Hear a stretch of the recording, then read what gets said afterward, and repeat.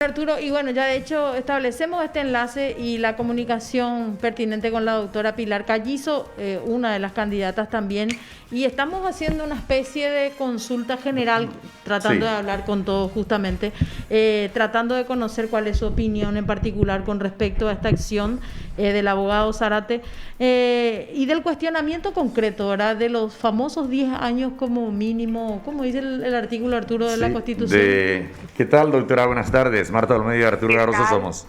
¿Qué tal? ¿Qué tal? ¿Cómo están? Para ambos, muy buenas tardes y para la audiencia también. Muchas gracias por atendernos. Le quiero leer lo que dice el artículo 200, que ustedes saben, esto es para los oyentes en realidad, para los oyentes, de los requisitos y de la duración.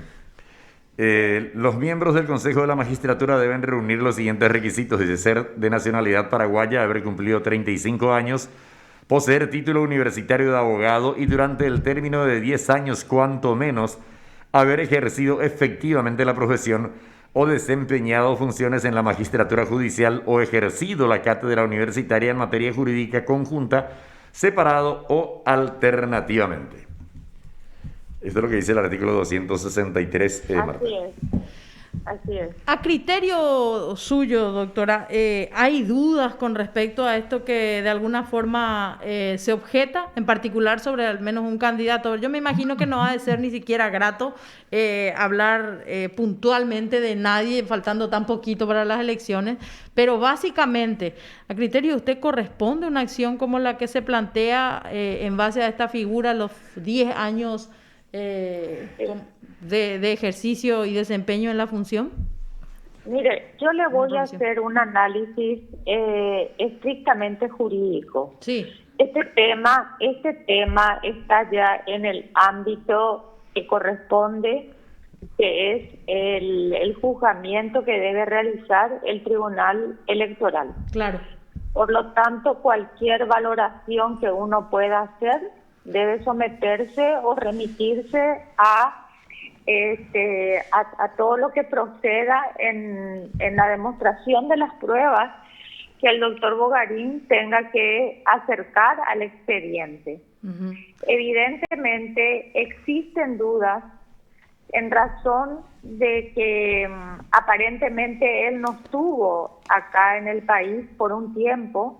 Entonces, en ese sentido, la docencia también estaría interrumpida, ¿verdad? Sí. Salvo que hayan habido, no sé, mecanismos por los cuales él pudo haber desempeñado. Justamente esas son las cuestiones que deben someterse a prueba. Por eso es que se hace un juicio en donde dependerá de las pruebas y la valoración que haga el tribunal para que se conceda o no esa impugnación. Pero también hay una duda, sí. También hay una duda en cuanto a la cuestión de la suspensión de su condición de servidor público, uh-huh, de funcionario público, ¿verdad? Entonces creo que esas dos dudas son las que están cuestionadas en el escrito del doctor Zárate. Uh-huh. Y eso es lo que el doctor Bogarín tendrá que demostrar con pruebas fehacientes a los efectos de que la impugnación sea levantada o se lo habilite como candidato. Su interpretación en particular, ¿cuál es del caso? O sea, concretamente, los plazos que dan son aparentemente muy claros, por lo menos en esta exigencia en el artículo 263, doctora. Sí, yo no puedo dar una opinión si tiene razón el doctor Zárate o tiene razón el doctor, porque yo no estoy en el expediente y yo no soy la que voy a recibir las pruebas. Esa valoración la puedo dar en todo caso cuando se resuelva y cuando se vean las pruebas que presente el doctor Bogarín, ¿verdad? Uh-huh. Yo tampoco tengo conocimiento del legajo del doctor Bogarín, porque tampoco nosotros hemos estado investigando la condición de cada uno de los candidatos, ¿verdad?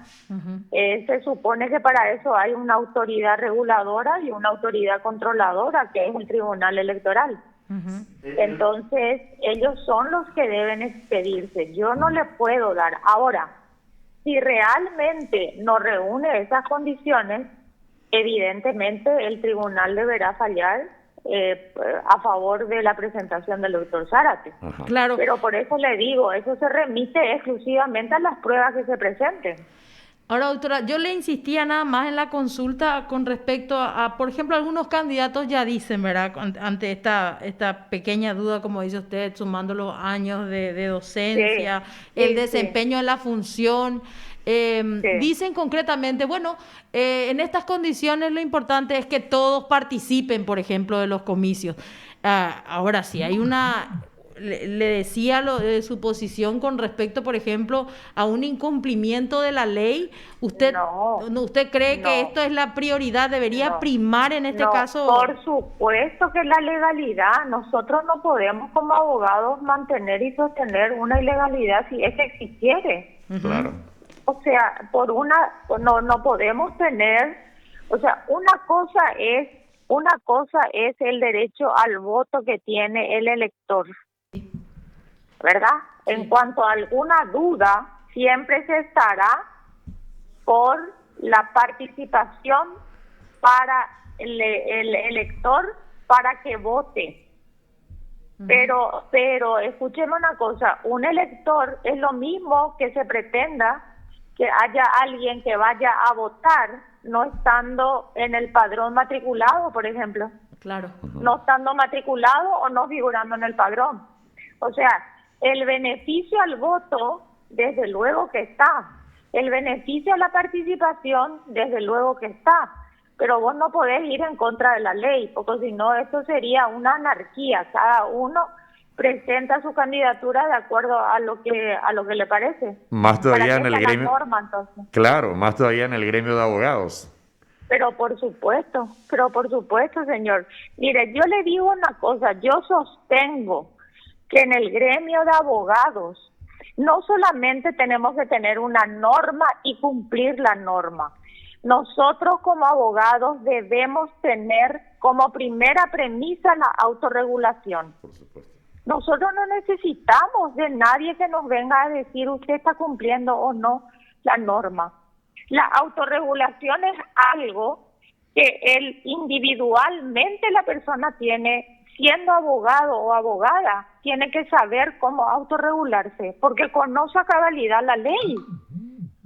Entonces vos no podés justificar, vamos a dejarle nomás ya que participe en el caso que no haya cumplido, pero que ya participe nomás. No, de ninguna manera. Ahora, yo no le puedo afirmar a usted si es que él cumplió o no, porque yo no tengo las pruebas ni voy a ser la juzgadora de esas pruebas. Exacto. Pero si no cumplió, desde luego que hay que ajustarse a las normas, porque si no, cada uno puede hacer lo que quiere, ¿verdad? Y presentarse como quiere. Claro.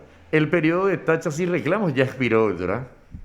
Expiró, pero el periodo de tachas y reclamos es para otra cosa. No es para esto. Por eso nosotros, por eso nosotros podemos presentar nuestra lista completa recién ahora, no en el periodo de tachas y reclamos. Este es el periodo de impugnación. Primero se presenta, se inscribe en la precandidatura y después te dan un plazo para que vos presentes tu chapa para la impugnación. Y en ese periodo estamos. Entonces tampoco podés asimilar al periodo de tachas y reclamos un periodo que es de impugnación de candidatura. Claro, exacto. Que son momentos diferentes del proceso electoral. Creo que el abogado Jorge Bogarín Alfonso está investigado también a nivel de la Fiscalía por presunto cobro indebido de honorarios, porque él estaba trabajando años atrás en la Embajada Paraguaya en Buenos Aires como segundo secretario, pero a la vez figuraba como docente en la Universidad Nacional de Asunción y percibía un salario. Sí, pero por eso le digo, algo que el problema es que si nosotros no podemos juzgar o evaluar sin ver las pruebas que él acredite. Claro. Porque pudo haber a lo mejor, no sé, en esa época creo que todavía no estaban los sistemas virtuales y todo eso, ¿verdad? Pero si realmente él estuvo como funcionario público ejerciendo esa función fuera del país, ¿cómo puede estar como docente cuando en ese momento las clases eran presenciales y no eran virtuales? Claro, y había unos 8.000 kilómetros aproximadamente ida y vuelta de un lugar a otro. Entonces ahí sí otra vez se abre una gran incógnita, ¿verdad?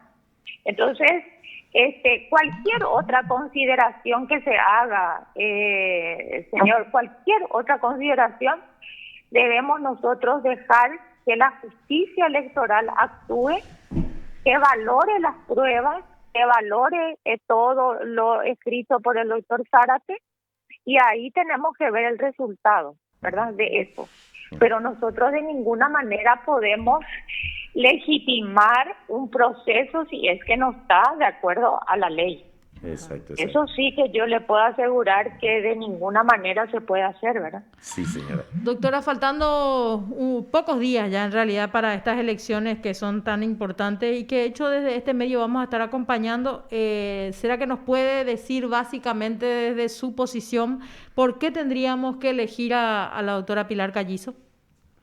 Bueno, en primer lugar quiero decirle, te agradezco mucho tu pregunta y desde ya agradezco que ustedes estén difundiendo todo esto para que haya la mayor participación posible. En segundo lugar, porque me considero una persona que siempre he dedicado mi tiempo para la sociedad en la que estoy viviendo. Me preocupa mi país, me preocupa la justicia de mi país, porque justamente en el segundo rol más importante del Estado paraguayo, aparte de la seguridad, es la justicia. Si nosotros no tenemos justicia, lamentablemente los cimientos del proceso democrático y de la república en el Paraguay se encuentran absolutamente debilitados. Por eso tenemos que fortalecer las instituciones. Y las instituciones solo se fortalecen con la credibilidad. La credibilidad que te puede dar una persona que tiene una hoja de vida, que ha demostrado durante todo este tiempo coherencia, que ha demostrado dación hacia la comunidad en la que vive y que justamente está presentando una chapa con personas que reúnen también esos requisitos de ética y fundamentalmente de coherencia de vida. Yo tengo como segunda titular a la doctora Gladys Barrios, que es exdecana de la Facultad de Derecho de Itapúa. Por lo tanto, con ella estoy viendo la parte académica y también lo territorial.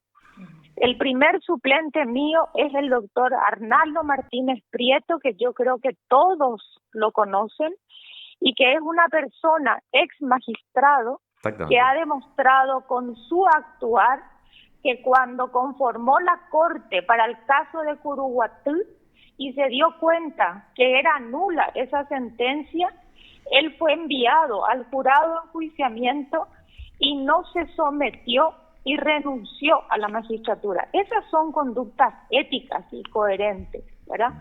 Y como segunda suplente está la abogada Laura Figari, que es litigante igual que yo, y que estamos entonces, es de Villarrica, y con eso estamos cubriendo también el aspecto territorial, y como pueden ustedes ver, cubrimos también varios los aspectos que hacen a la juridicidad de nuestro país.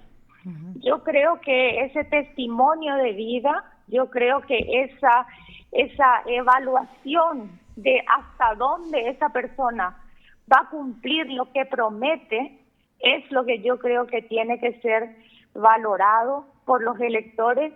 Y aparte, reivindico el derecho de una mujer de ser votada por sus pares.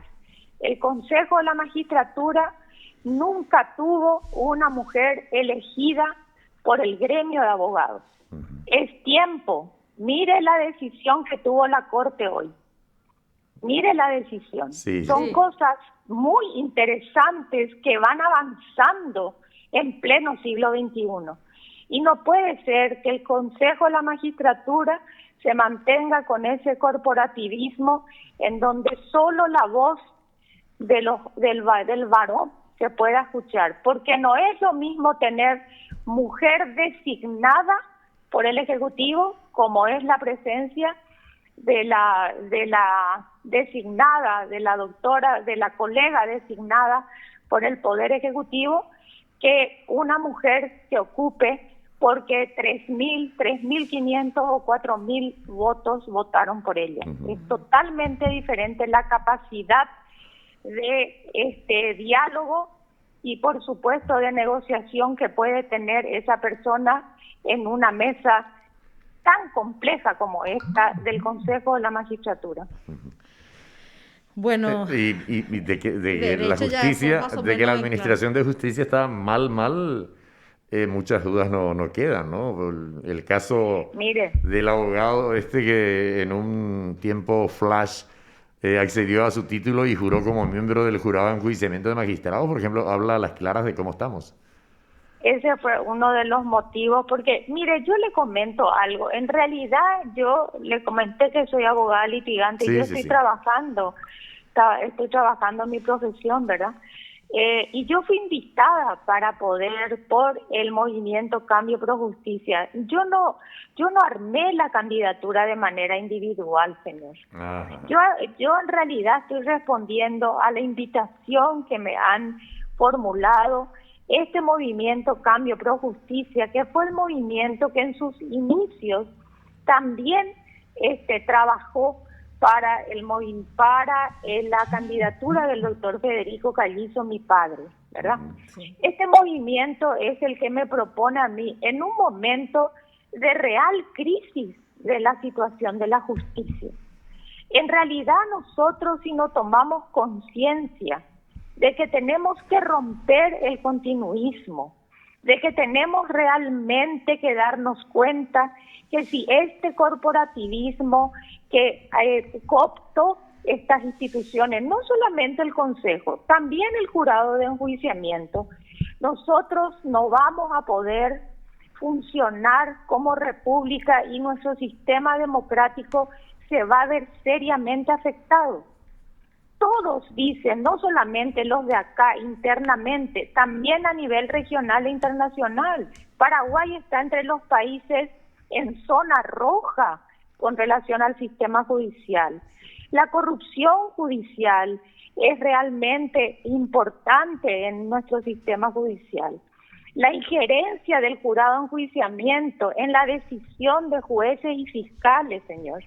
O sea, los fiscales y jueces tienen que fijarse qué opina el miembro del jurado para poder sacar de tal o cual forma su fallo. Entonces, esas son situaciones gravísimas que si nosotros no nos damos cuenta a tiempo que tenemos la gran oportunidad el sábado 21 de noviembre, justamente porque no están los funcionarios públicos. Son 17.000 funcionarios públicos que salieron del padrón y que ya no pueden directamente votar como antes hacían por este sistema de corruptela interno que tienen estos dos organismos. Ahora, entonces, doctora, sí, dígame. Sí, analizando concretamente este factor que usted nos está trayendo acá a la mesa justamente, si analizamos a estos funcionarios que finalmente no van a votar ahora que fueron excluidos del padrón por una actitud absolutamente lógica, ¿verdad? Podemos pensar incluso hasta en nuevas estructuras dentro de un ámbito también en donde la materia pendiente es también muy importante, como es de repente la fiscalía, ¿verdad? Ahí ya no va a haber todo el peso del funcionariado de una estructura que lamentablemente sigue apoyando también designaciones como son las de los fiscales hoy por hoy, ¿verdad? Y somos testigos, yo creo que no solo yo, sino incluso la ciudadanía, de los defectos y de los errores que se cometen a nivel procesal, en donde el papel de estos fiscales es trascendente. En estos juicios orales, esto queda al desnudo totalmente. Sí, pero también ahí tenemos que hacer un poco más a profundidad la evaluación. Sí. ¿Por qué le digo esto? Porque no solamente es un problema del Ministerio Público. Yo le comento lo siguiente, para mí es una barbaridad Yo soy docente universitaria Sí. y sé las falencias de la educación estructural. Conozco cómo llegan los alumnos a la universidad y cómo salen los alumnos de la universidad. Y el problema es que esos alumnos salen y son elegidos fiscales. Y no siempre son elegidos fiscales porque realmente reúnen las condiciones, sino porque tiene algún padrino del corporativismo que le hablé, que lo colocan ahí justamente para lograr ciertos resultados. Sí. Entonces, ¿qué es lo que sucede? A la Corte ya le va estas ternas.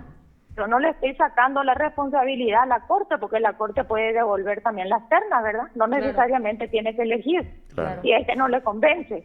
No estoy restándole, pero de todas maneras, si el Consejo se sanea, esas ternas van a ir también acorde a parámetros en donde no sea ese titulito que vos llevas o el papelito, documento que llevas para que te punteen mejor que aquellos que a lo mejor están muchísimo más preparados, ¿verdad? Lo mismo la gente del interior. Sí. La gente del interior del país tiene muy buena preparación como para ser también atendidos. Sin embargo, esa gente está totalmente marginada en muchos casos. Entonces, acá no es una cuestión de decir simplemente es el Ministerio Público el culpable de todos los males o es el Poder Judicial. Yo creo que acá hay un conjunto de temas que hacen a ese sistema del que queremos salir, que se ha hecho justamente creado ese sistema con el interés de tener este resultado de fracaso total. Porque esto, a mi criterio, esto no es una cuestión de que en Paraguay todos somos inútiles. No, esto es una cuestión bien armada para tener este resultado. Entonces, si los que armaron esto o son los que ya pertenecían al grupo corporativo, que estuvieron todo el tiempo en el Consejo, son los que ahora vuelven a querer postularse y a querer entrar de nuevo, ¿qué es lo que estamos haciendo? Fortaleciendo el sistema. Eso es lo que estamos haciendo, dándole más estructura a este sistema corrupto y a este sistema ineficiente y de total parcialidad de nuestro sistema judicial. Y eso es muy preocupante, Claro, eso es muy preocupante, porque ¿a quién recurrimos entonces? Exacto. ¿Qué seguridad tiene el ciudadano de ser protegido en sus derechos? Absolutamente. Ese es el problema. El Poder Judicial, el sistema judicial es el que más impacta en los derechos ciudadanos. Definitivo. Si nosotros no tenemos una mínima garantía, nosotros ¿a quién vamos a recurrir?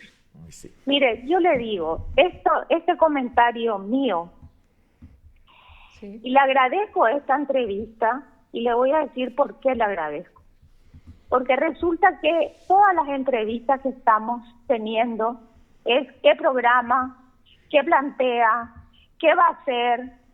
Mire, podemos presentar el mejor proyecto, las mejores expectativas, el mejor modelo, pero si realmente esa persona que entra no tiene la independencia, no tiene el carácter para poder plantarse en el momento que le llega un papelito y le dice, vota por este, como me comentaron que se hace, entonces, señor, estamos hablando en balde, Sí. porque todo esto va a caer en saco roto y vamos a volver a repetir el sistema.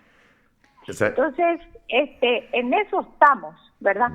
En eso estamos. Tenemos que tratar de ser objetivos, racionales, pero fundamentalmente entender profundamente cuál es el sistema del que queremos salir y de qué manera, a través del Consejo de la Magistratura, podemos ir construyendo este proceso que en algún momento tiene que iniciarse, pero no con los mismos actores. Exacto. Entonces, doctora, independencia y coraje serían los valores que usted priorizaría para nominar a un magistrado, por ejemplo. Totalmente, totalmente. Y conocimiento. Por y supuesto, conocimiento. por supuesto. ¿Verdad? Y conocimiento. Fíjese que si usted se fija en la grilla, el conocimiento técnico y el conocimiento general del derecho, ¿verdad? Que es lo fundamental, porque vos tenés que tener un conocimiento general, pero también tenés que bajar al conocimiento técnico cuando vos te vas a presentar, por ejemplo, a el fuero laboral. Pero además de eso, el fuero laboral es muy diferente si vos te estás postulando para un lugar como Ciudad del Este o un lugar como Asunción. Son realidades diferentes. Ahí es donde es importante la entrevista. La entrevista no es importante para decir por qué usted quiere ser magistrado. No, la entrevista es importante para saber si ese magistrado que se está presentando para el fuero laboral en Ciudad del Este entiende la dinámica de Ciudad del Este, que es muy diferente a la de Asunción. Ahí es donde, porque ese juez va a ser eficiente en la medida que sea independiente, que conozca el derecho general y que conozca el derecho específico, pero también la realidad del país, del lugar donde él va a ir a desempeñarse como tal. Y ese análisis es el que no se hace, señor. Ese es el problema de nuestro sistema judicial. Bueno, doctora, y de hecho le agradecemos una vez más la paciencia porque reconozcamos que nos esperó bastante, pero bueno, yo creo que fue bastante oportuna también la posibilidad de conversar y actualizar todos estos temas, como le decíamos, en un periodo todavía crucial y en donde estamos todavía en condiciones de conocer más a los candidatos antes de estas elecciones. Muchísimas gracias, doctora. A ustedes por la oportunidad de llegar a la audiencia y también compartir con ustedes este espacio. Muchísimas gracias. Buenas tardes, doctora. Usted está escuchando PDS.